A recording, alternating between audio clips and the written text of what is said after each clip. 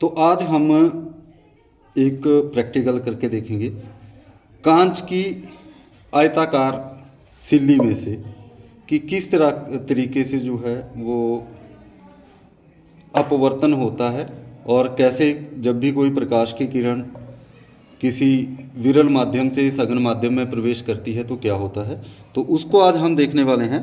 तो इसके लिए हमें सबसे पहले लेना है एक ड्राइंग बोर्ड और एक प्लेन पेपर। ये हमने एक सिंपल A4 शीट ली है और एक चाहिए हमें कांच की सिल्ली, इस तरीके का ग्लास स्लैब जिसको हम कहते हैं। तो कांच की सिल्ली हमने सबसे पहले क्या करना है कि इस ड्राइंग बोर्ड के ऊपर ठीक ढंग से हमने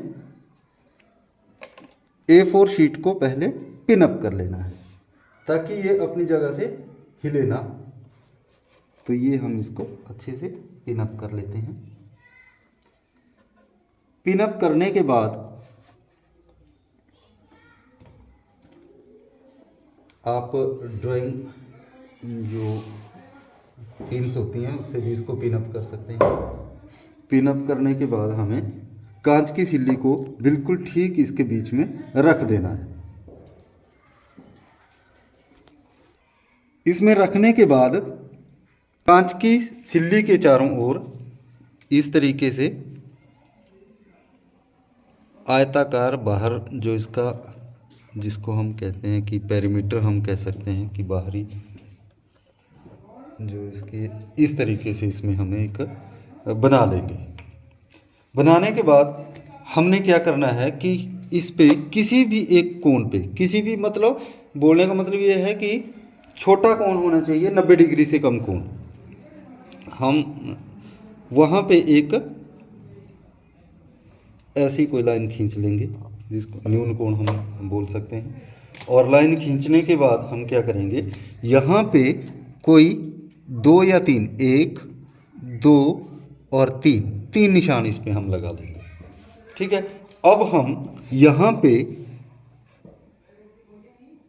ये D जिसको हम कहते हैं पे जिस बिंदु पे ये रेखा मिल रही है वहाँ आप अपने प्रोट्रैक्टर को रखेंगे और इस प्रोट्रैक्टर की सहायता से यहाँ पे नॉर्मल जिसको हम कहते हैं 90 डिग्री एंगल जिसे कहा जाएगा, तो ठीक इस कांच की सिल्ली की सरफेस ये वो लाइन है, इसके ऊपर हम नॉर्मल खींच लेंगे एक इस तरीके से।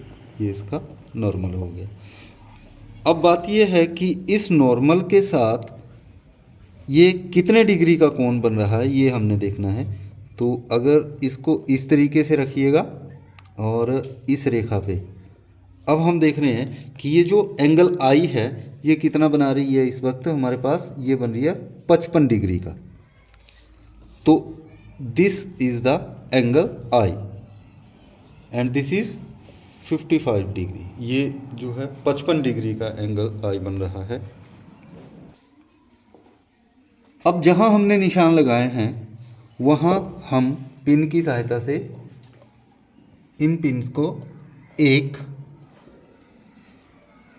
2 और 3 भी ले सकते हैं, लेकिन इनको हम 3 अगर लेते हैं तो और ज़्यादा इसमें जो है हमारी अच्छे से हमें पता लग जाएगा कि प्रकाश की किरण जब भी विरल माध्यम से सघन माध्यम में प्रवेश करती है तो क्या होता है।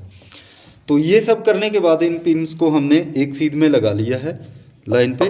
अब हम फिर से इसको जो हमारी ग्लास स्लैब है कांच की सिल्ली है उसको रख लेते हैं। अब हमें इस ग्लास स्लैब में से इस प्रकार से देखना है कि ये 3 हमने पिन्स जो एक रेखा पे लगाई हैं ये हमें इसमें से एक सीध में दिखाई दे। ये इस तरीके से आप देख पा रहे हैं कि ये देखिए ये हमें अब सब जो है एक लाइन पे आ गई हैं, एक सीध में हमें ये दिखाई दे रही हैं। ये देख सकते हैं आप, एक ही दिखाई दे रही है अब हमें 3 की जगह पे।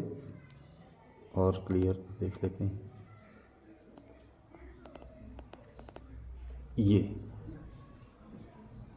अब ठीक इसके सामने हमें 3 पिन्स और लगानी है जो कि इसी सीध में आए। सिल्ली में से देखना है दूसरी तरफ एक सिरे से, और ये हम एक पिन इसके ठीक जो सामने जो पिन हमें दिखाई दे रही है उनकी सीध में लगा ली है।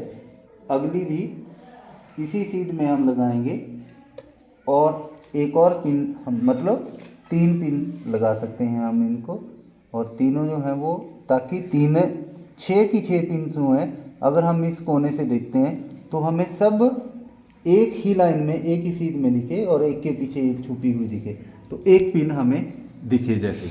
तो ये हमने इनको तीनों को इस तरीके से लगा दिया है, और ये इधर से हम देखते हैं अगर तो हमें सब एक सीध में दिखाई देंगी,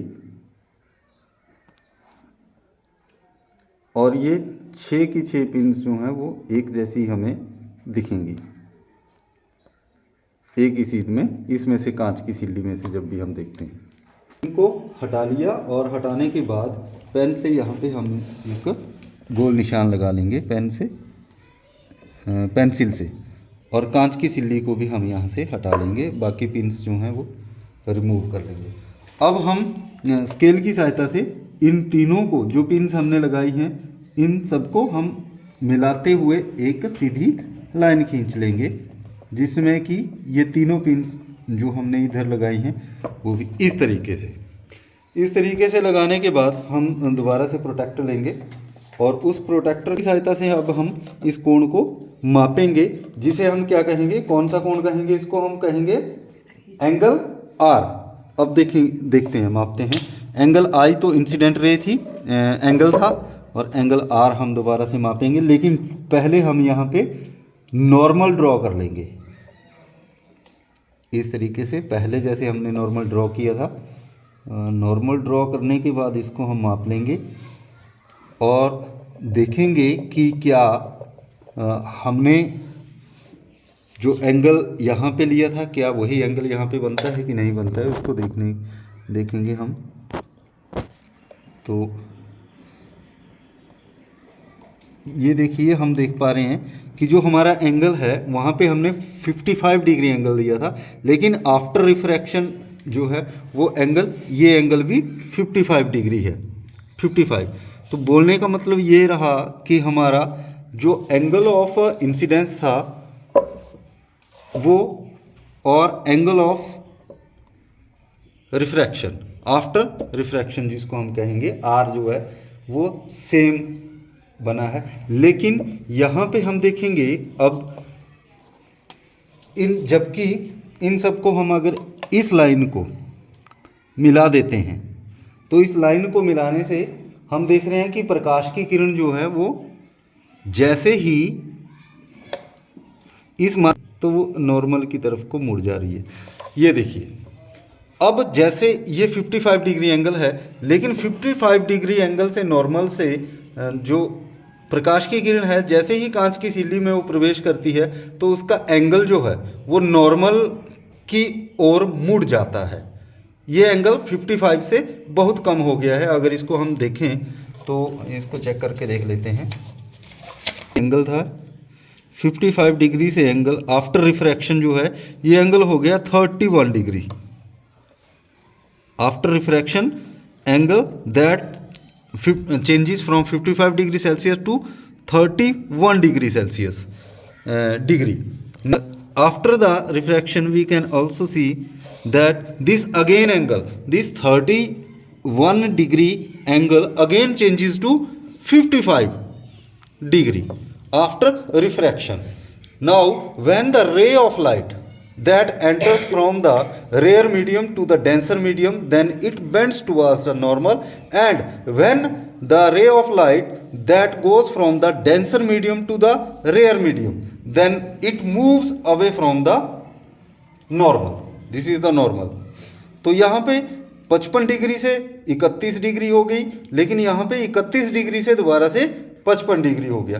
तो ये है कि when the ray of light that enters from a rare medium to the denser medium, it bends towards the normal, and when it moves from the denser medium to the rare medium, then it bends away from the normal. इसे जो है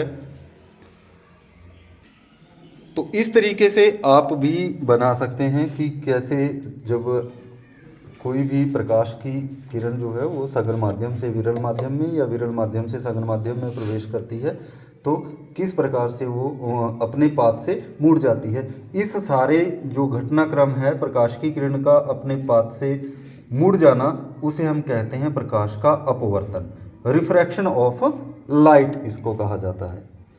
तो आप सरल विधि से आप भी बना सकते हैं इस तरीके से, कांच की सिल्ली के साथ या अलग अलग प्रकार के कांच की सिल्लियों के साथ इसको कर सकते हैं। और अलग अलग सबकी जो रिफ्रैक्टिव इंडेक्स जिसको कहते हैं हम, वो सबका अलग अलग इसी प्रकार से आता है कि कैसे कोई प्रकाश की चाल जो है किस प्रकार से